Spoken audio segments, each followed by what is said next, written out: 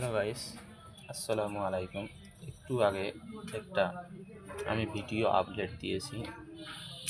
এই ভিডিওটি ছিল প্রতিবন্ধীদের কিভাবে কষ্ট দুঃখ চলে।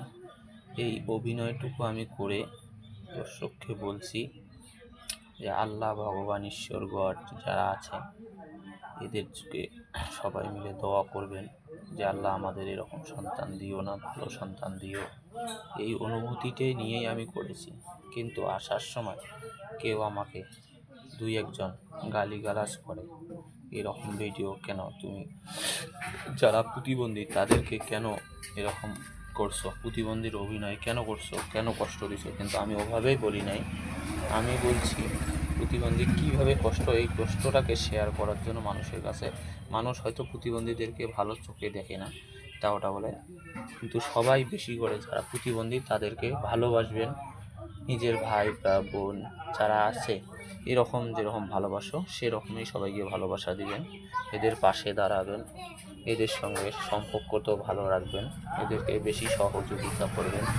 কোনো অফিস আদালতে গেলে এদের দেখবা ভালো লোক সামনে গিয়ে চট করে করে আসে। এদের প্রতিবন্ধী হওয়ার কারণে, এদের কার্ড থাকার কারণেও এরা পিছিয়ে যায়, এদেরকে অবহেলা করে। এই জন্য আমি ভিডিওটা বানিয়েছিলাম, তাছাড়া কোনো উদ্দেশ্যে আমি বানাইনি, এদেরকে ছোট করার জন্য না। তাই আমাদের এই ভিডিওটা করা উচিত হয়, যদি হয়নি মানুষ বলে, তবু আমি করছি, আমাদেরকে ক্ষমা করবে। কারণ আমার যত ফেসবুক বন্ধু ও ইউটিউবার আছে তাদেরকেও বলতেছি, আমি কোনো খারাপ মনোভাবে বানিয়ে নেই। এদেরকে সহযোগিতা করার জন্য, সবার কাছে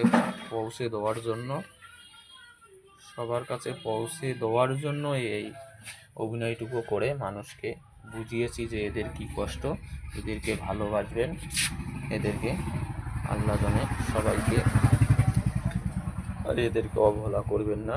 আল্লাহ মানুষকে বোঝার মতো তৌফিক দান করুক। এটাকে আর কিছুক্ষণ আগে যে আপলোডটা দিয়েছি হয়তো মানুষ দেখে খারাপ মনে করবে, তাই শেয়ার করে দিবেন যে রমজান এটা মানুষের অনুভূতি ও কষ্টটাকে বোঝানোর জন্য, কি কষ্ট এই জন্যই বানিয়েছে।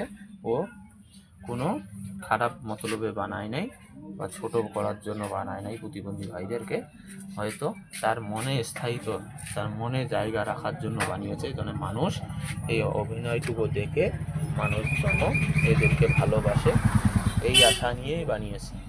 অন্য কোনো আশা নিয়ে বানিয়ে নেই, ওদেরকে ছোট করিয়ে নেয়। সবাই যত আছে আল্লাহ জানে হেফাজত করুক। তাদের ধর্মে যারা আছে তাদের ধর্মে তারা আল্লাহ ও ভগবানকে বলবেন আল্লাহ এদেরকে সবসময় ভালো রাখুক। যারা এসেছে দুনিয়াতে এরা যেন ভালো মতন চলতে পারে, ফিরতে পারে, এদের পাশে সবাই দাঁড়াবেন এবং আল্লাহকে বলবেন আল্লাহ আমাদের জন্যে ভালো মতন সন্তান দেয়, সেটুকু আল্লাহর কাছে আশা রাখবেন। সবসময় ভালো কাজ করবেন, ভালো পথে চলবেন, তবেই ভালো, সব কিছু ভালো হবে।